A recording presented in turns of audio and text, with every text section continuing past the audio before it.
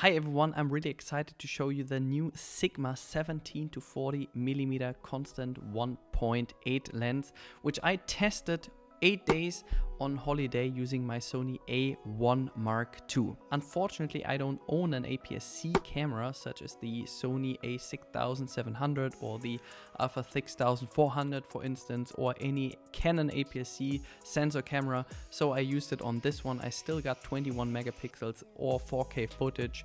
And what I can tell you about this lens, what I really like and what I don't like, you will find this out in my review, so stay tuned. In 2013, Sigma brought out the 18 to 35 mm 1.8 for DSLR cameras. So many of my friends owned this lens for their Canon EOS 7D for instance. They used it for filming and they used it a lot of times for taking pictures because this lens offered you a nice focus range with a constant 1.8 apertures. So it gave you the same look such as the 20 to 70 mm 2.8 for full frame cameras. It was light by that time, it is compact, and it was super nice also for filming. Later I saw many people using this lens, using it on an adapter on their Sony cameras for video. Now 12 years later we get 1 mm in focus range more in the wide angle and 5 mm more when it comes to the zoom. And all of that for just $1,000 in October 25. So this lens is part of the Sigma Art series. It's for Fujifilm, the Sony E mount, the L mount and the Canon RF mount. It's protected against dust and splash water.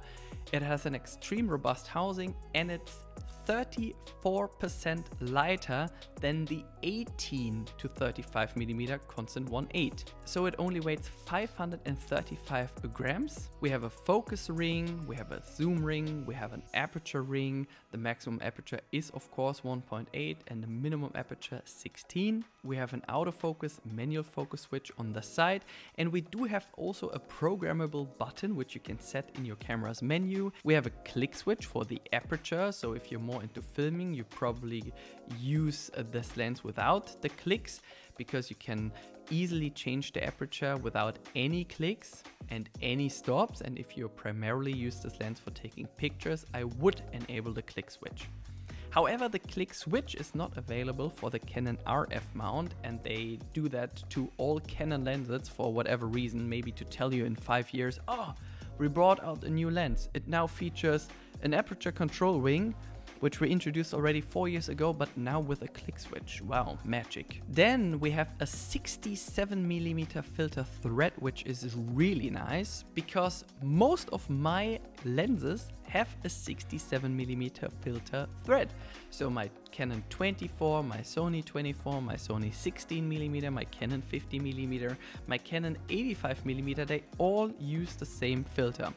By the way, I'm filming myself at the moment using my Sony A1 Mark II using the 17 to 40 mm f1.8 here at a 1.8 aperture, filming myself in 4K 50 in S-Log, ISO 800 with an ND filter and a Nisi blackness filter, and that's the zoom range you get here on this lens. Keep in mind you do have a crop factor of 1.5 on Sony cameras and 1.6 on Canon cameras. What I do recommend is to get this ND filter, which I own myself. I have already 3 of them. I have one for 67 mm, 82 and 95 mm.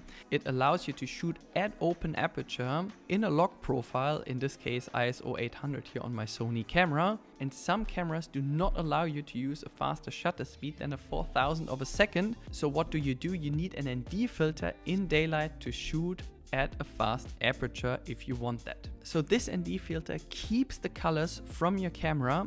It is a bit more expensive, but it is something for your life, and it allows you to underexpose between 1 and 5 stops. I will show you that now. So with a single turn I can underexpose, and now I can expose correctly. Here for this kind of situation, I'm filming myself now with a 1.8 aperture. You will find this ND filter in the video description below. So then we speak about vignetting. Of course, there is some vignetting because we have a kind of wide angle lens at 17 millimeters. So you will see some vignetting at 1.8, sometimes also at 40 millimeter.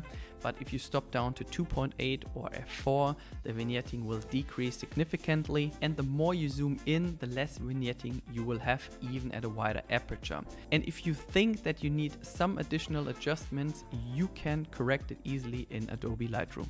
Then we come to chromatic aberrations. Yes, there are some chromatic aberrations. If you look out for them, you will find them. Maybe you sometimes see a green or magenta, sometimes a blue or a yellow shimmer on some edges like glass or metallic surfaces. However, you really need to look out for those. If you don't know what they are and you're not looking out for them, you probably won't find any of them here on this great lens. Then there was no better place for us to test lens flare on an island in Greece than on Kos. We've been on that island for 8 days. We've been testing out the lens flare on this lens. It's beautiful. So if you want to get some lens flare, you can get some lens flare. That's kind of preferable if you have a model standing in front of the lens and the sun sets behind it. It's super nice to have some lens flare in your video or your photo. However, if I pointed this lens straight into the sun, the lens flare is kept to a minimum. So it's really rare that you see some ghosting or extreme flaring, and I've seen it worth on lenses that are more expensive than this one. Then we come to the point sharpness. You're buying a lens from 2025 and this lens is pretty damn sharp, even at a wide aperture of 1.8.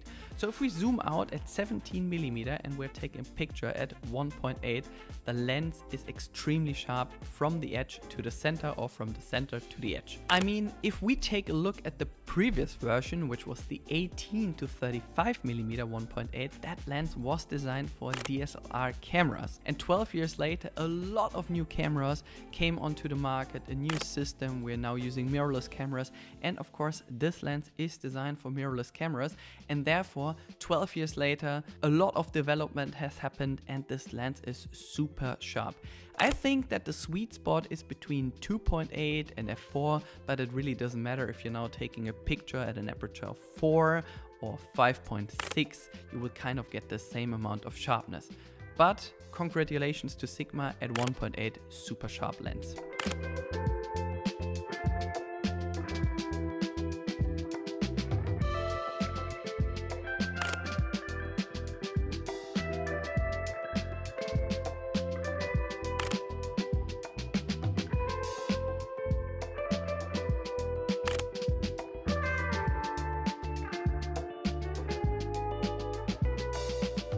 So then we speak about the autofocus. I'm using here a pretty new camera, which is obvious, the Sony A1 Mark II. Great autofocus, 50 megapixels if I use a full frame lens. In this case, I have only 21 megapixels, but hey, 21 megapixels is kind of enough for taking just a photo. And I primarily use this camera for taking videos. By the way, I'm now shooting also here on this camera. And I would say when it comes to autofocus and tracking, if you tell the camera beforehand what you would like to take a picture of or what you would like to take a video of, so make sure to set it from the beginning that you would like now to track a car or an insect or a bird or a human, and then the camera will give you the appropriate focus field and the appropriate tracking for the kind of situation you are in. So if you tell the camera I would like to shoot an animal, but on the other hand there's an aircraft in front of you, that doesn't make sense. You're kind of getting into trouble there. However, the camera still tries to keep everything in focus what you tell the camera to do. So the newer and the better your camera is, the better the autofocus and tracking will work as well in combination with this Sigma lens. However, if you have an older camera, such as the Sony Alpha 6400,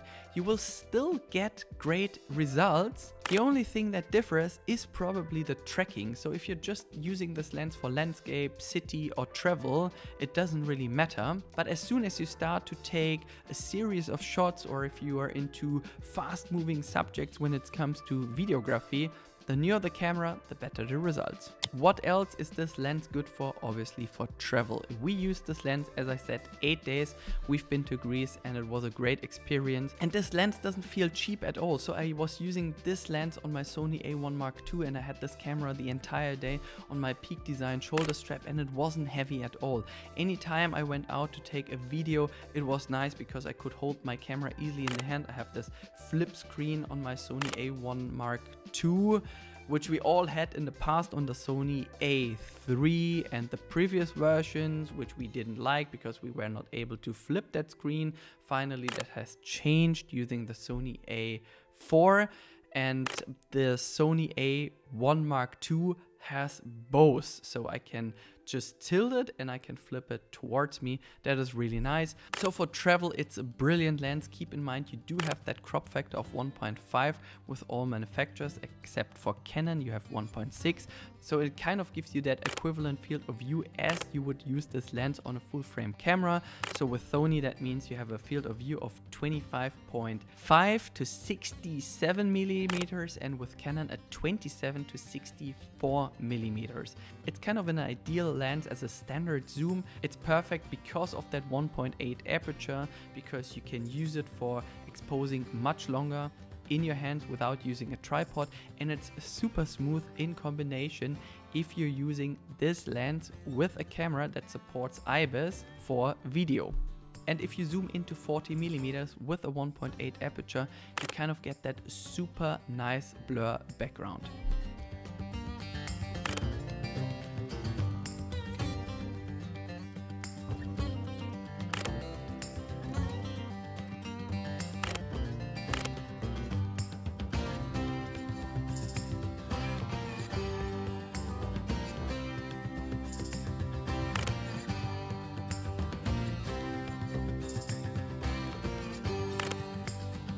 Then we come to the point of video, and I was excited to use this lens for video because here on this camera I did film everything in 4K 50 in lock, and it's brilliant. So anytime I had this lens in my hand, it feels really robust. It kind of gives me that nice handling because it's not too light. It has that robust feeling. The zoom ring was really nice. The focus ring, super soft. I could change the aperture using my Sony camera without clicks.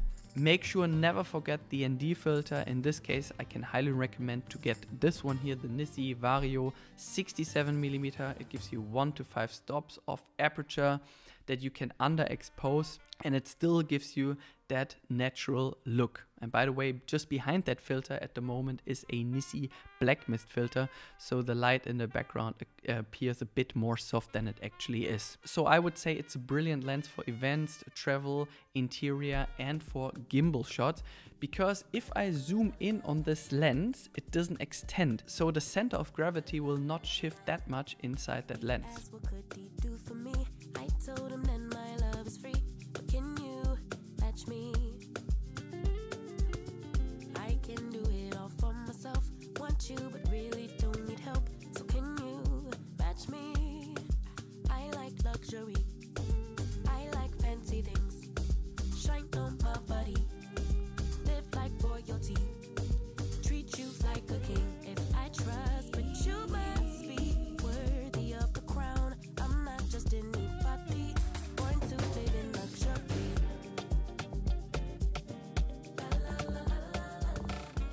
Speaking about low light, you have a constant aperture of 1.8 from 17 to 40 millimeters. That means you can expose much longer using your camera, and if your camera supports IBIS, so the internal image stabilizer from your Sony camera, that will help you even more. And for filming, I did notice on my Sony A1 Mark II, it's just brilliant. You just hold that lens in your hand, you can bring it for low light situations, for sunrise, sunset. It's just great. You just hold it in your hands. You can keep your base ISO at 800 or 4000 here in this case to keep the noise level down to a minimum. So a great lens for low light. Then macro, the minimum focusing distance from your sensor to your subject is 28 centimeters throughout the entire focus range. So it doesn't really matter if you're shooting at 17 or 40 millimeter, the lens can still focus down to 28 centimeters.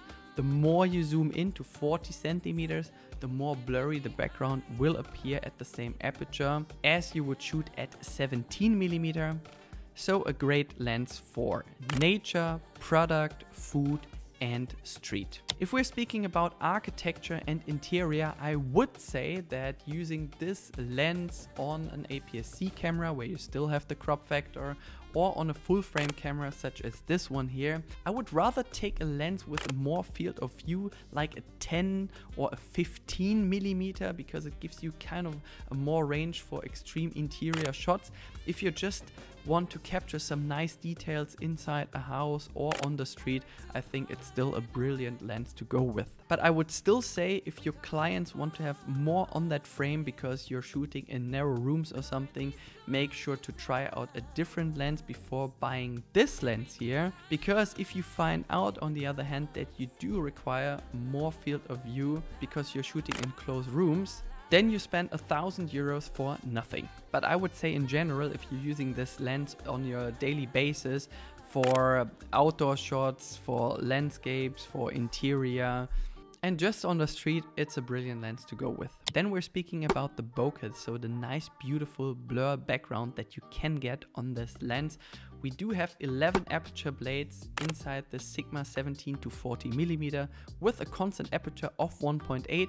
So if you're filming something or if you're taking a photo of something at 17mm, the background is already quite blurry. And if you zoom in to 40mm, keeping the aperture at 1.8, the background will even appear more blurry than at 17mm. I find it super nice for detail shots, nature, products, and of course for social media and for video. If I would take this lens out now for vlogging myself for whatever reason, it would be approximately at the same distance as this video was shot on.